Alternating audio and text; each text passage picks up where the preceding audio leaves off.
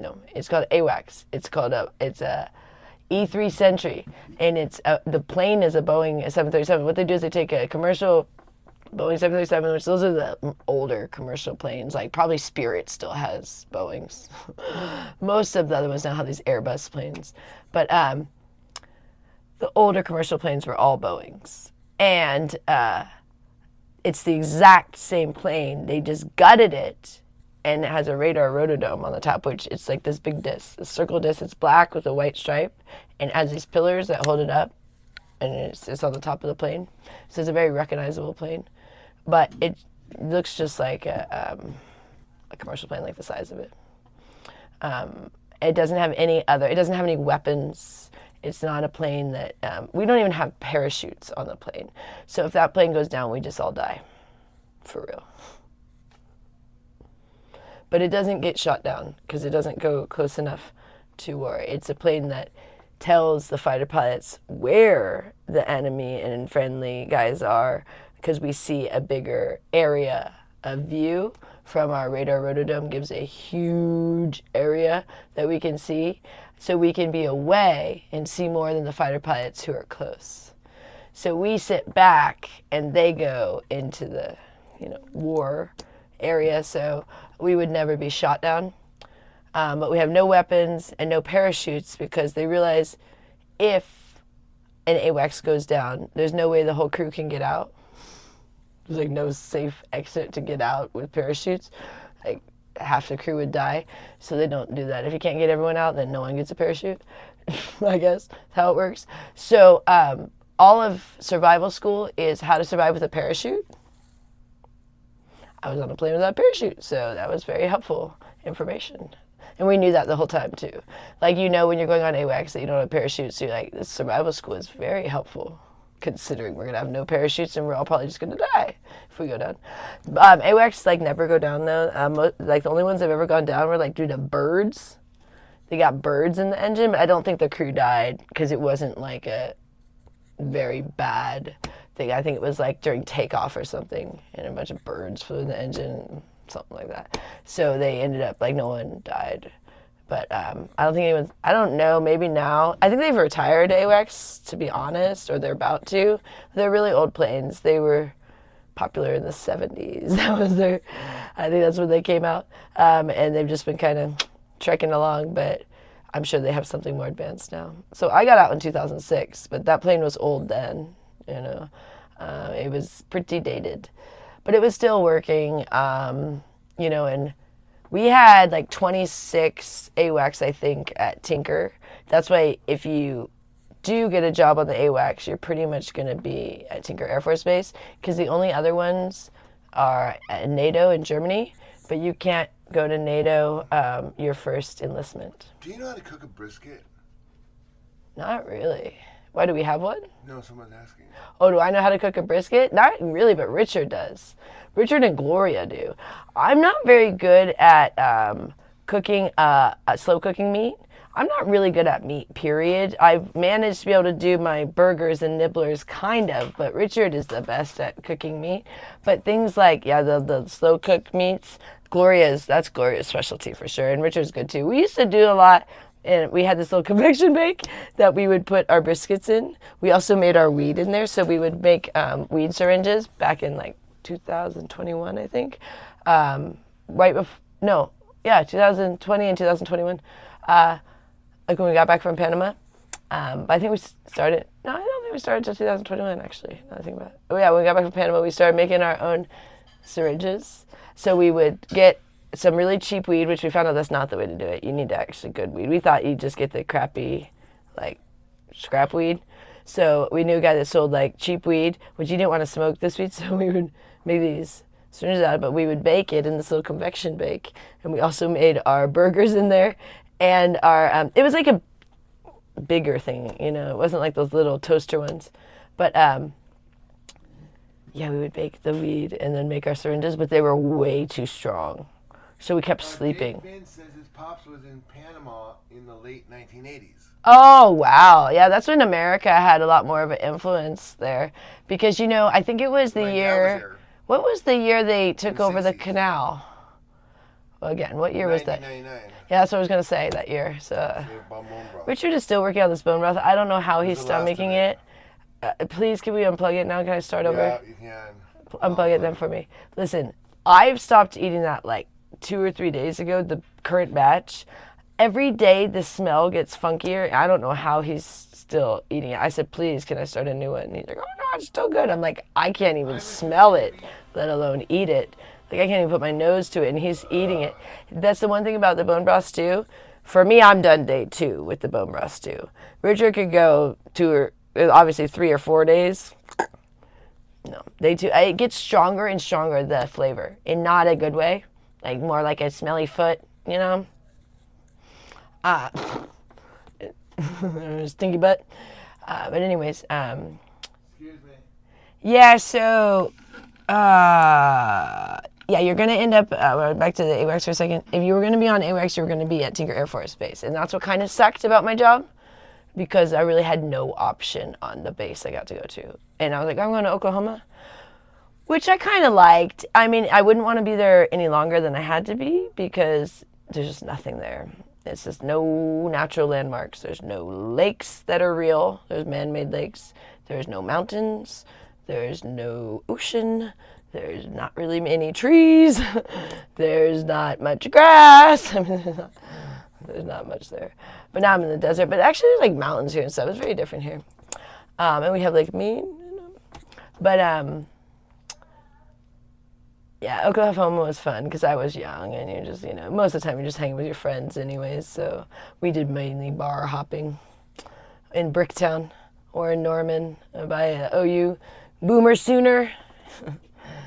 But yeah, I got mad at the Air Force over the whole thing, and that's why I was offered disability, because I lost like over half my hearing in this year, could being on the flight line and not having the hearing protection. Like they give maintenance, they give us them little dinky little orange little nothings you stick in your ear. That's not to protect your ears. They don't even sound like take out the noise. Those stupid things.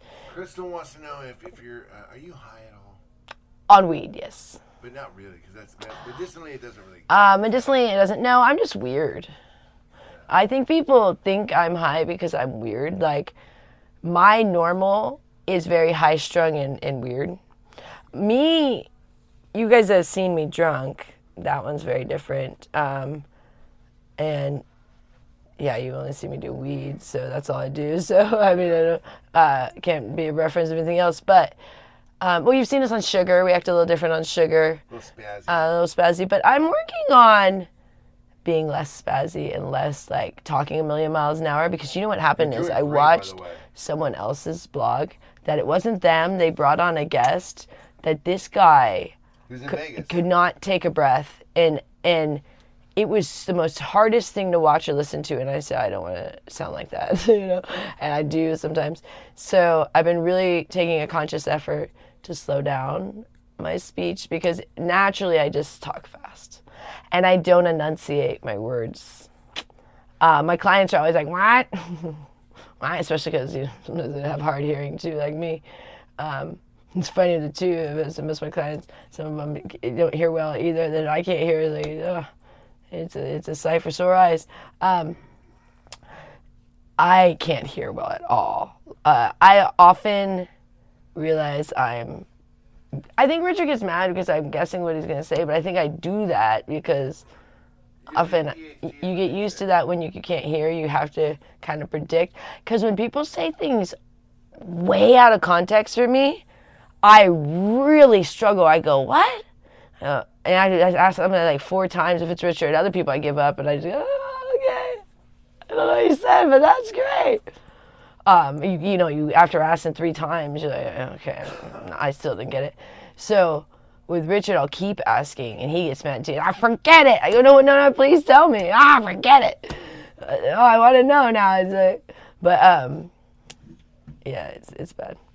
And so they offered me disability when I was getting out, but I was so mad at what they did that I honestly wanted nothing to do with the Air Force. I was like, take your disability, shove it up your bum, which only hurt me.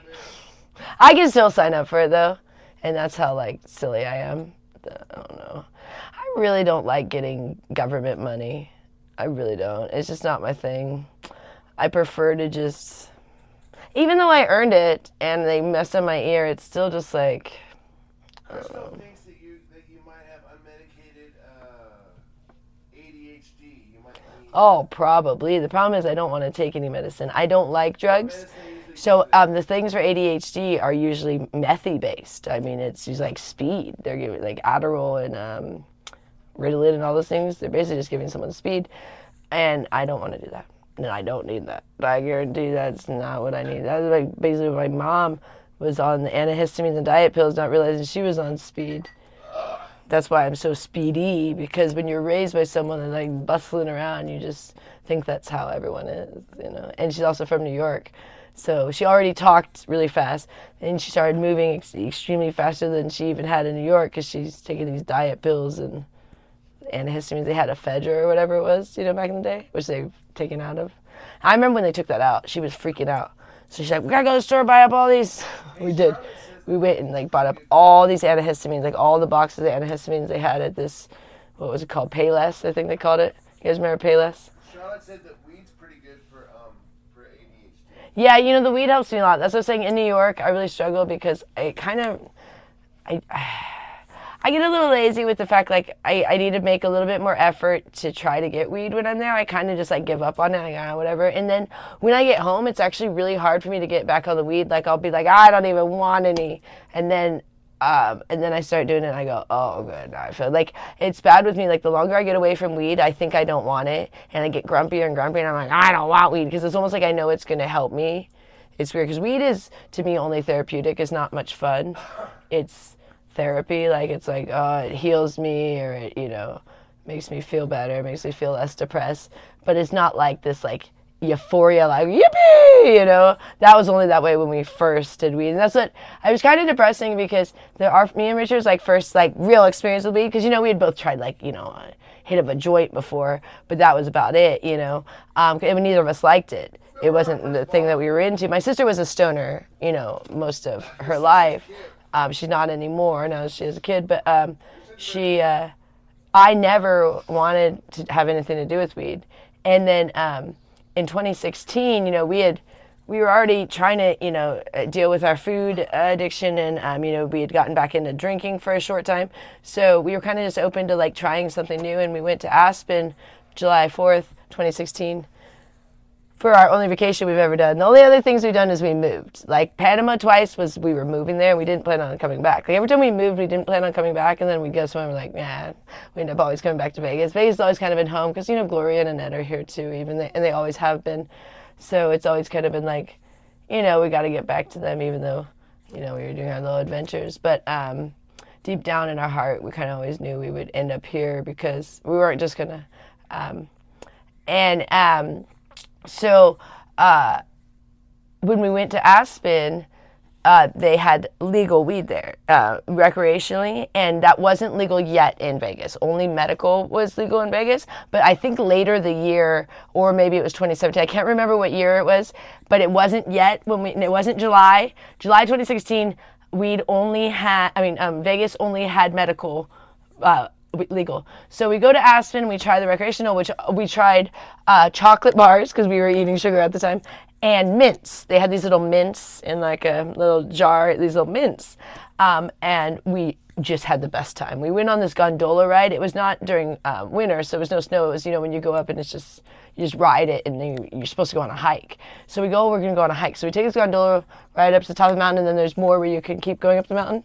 And we get up there and we walk like 10 feet, and then I'm like, do you feel like going on a hike? And Richard's like, no. And I'm like, me neither. So then we go just sit down. There's like this area up, there's like a restaurant and stuff. We didn't eat anything, but we were just sitting there, and then we're like, let's just go back down, you know, because like we just had a good time just riding the gondola. But I was laughing my ass off. But when we went to go get the weed, the lady goes, is this your first time?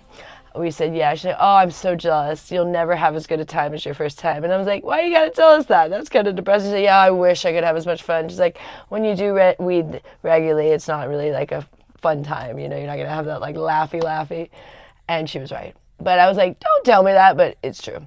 Might have it for a little bit of time, but eventually it goes away. And it just becomes, if anything, it becomes a chore sometimes. Like in the morning, my first bong hit is not really something I look forward to. It's kind of like, oh, because I like cough and I sometimes feel really ill for about 30 seconds to a minute, like really ill. And I'm like, oh, I feel like I can't breathe. But I think Richard said it's just like, that's just your brain is like, it thinks it can't breathe, but you can, it's just like this weird thing that happens. And I like feel like, oh, I can't breathe, I can't breathe. But, it's just like this weird. And then, cool. And then I feel great. Thank you, Ashley. But then I feel great after that, like probably about a minute. But sometimes that minute is like treacherous, and I'm like laying on the bed, and we're just like trying to, I'm like, don't talk to me, on, and I'm like coughing, and I'm like can't breathe, and I go, oh, and then it passes, and I go, okay, now I feel good. And I'll be like, oh, I hate this way, this is awful. And then he's like, do you really hate it? I was like, no, that one's actually pretty good. But at first I'm like, oh my God. And when I haven't had weed for like 2 weeks, like when I come back from New York, maybe I'll get some while I'm there. I mean, it's legal there. It's just a matter of me going to get it because I don't like pre-rolls and I don't want to buy a pipe because I don't want all the gear. And I don't want to smoke in my room, which I won't, but then I don't want to bring a pipe outside or have to bring it back into the room,